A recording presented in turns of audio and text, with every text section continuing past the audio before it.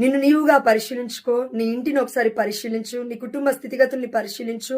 ఇంట్లో ఏముందో ఒకసారి పరిశీలించు. మన ఒంట్లో ఏముందో కూడా పరిశీలించాలి. అంటే మన హృదయములో ఎవరికి స్థానం ఉంది అని ఒక్కసారి పరిశీలించాలి. ప్రియమైన బిడ్డ, దేవుడు అసూయపరుడు. పాత నిబంధన కూడా మర్చిపోవద్దు. దేవుడు అసూయపరుడు. దేవుడు ఒక్కడే. ఆ దేవాతి దేవుడికి ఉన్న పేరు యాహ్వే, యేసయ్య అనే పేర్లకి ఒకటే అర్థము, యావే, నా రక్షకుడు. రక్షకుడు అనగా యేసయ్య, మన మెస్సయ్య, మన పరమ తండ్రి. అన్యులు కూడా ఎత్తబడిన మన యేసయ్య వైపు చూస్తుంటే నువ్వు నేనేంటి మరి అన్య దేవతల పైన, అన్య దైవముల పైన ఆధారపడుతున్నాము.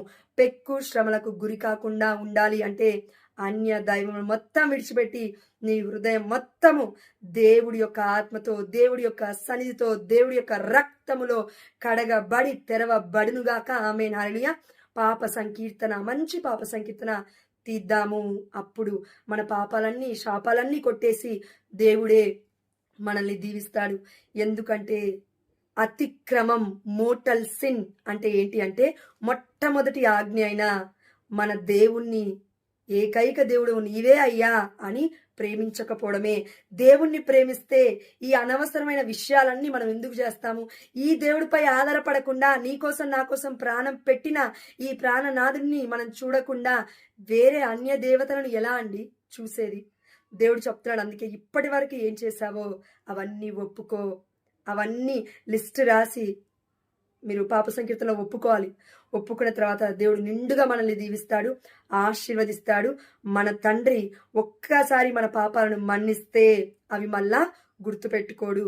కానీ మనస్ఫూర్తిగా మనసులో వ్యధపడి, వేదన పడి, నేను చేసిన తప్పిదాలకు నన్ను క్షమించయ్యా అంటూ దేవుడు ఒక్కడే. ఆ దేవుడు యేసుక్రీస్తే, నీ కోసం నా కోసం ప్రాణం పెట్టిన మన కల్వరినాథుడు. దేవుడు ఒక్కడే, ఏకైక దేవుడు, సర్వ శక్తిమంతుడు, ఎల్ షడ్డాయ్ అను దేవుడు, అద్వితీయ దేవుడు, ఆల్ఫా ఒమేగా అనువాడు, మొదటివాడును కడపటివాడును అని చెప్పిన మన తండ్రి యేసయ్య మాత్రమే. ఇదిగో అనేక మంది కోట్ల దేవదూతల చేత పరిశుద్ధులు పరిశుద్ధులు మీరే పరిశుద్ధులు అని కొనియాడబడుతున్న ఈ యేసయ్యని కాకుండా ఏ అన్య దైవములను నమ్ముతున్నావు? ప్రియమైన బిడ్డ, ఒప్పుకో. దేవుడు మన పాపాలన్నిటిని కూడా క్షమిస్తాడు తప్పక. ఎక్కడికి వెళ్ళి ఒప్పుకోవాలి?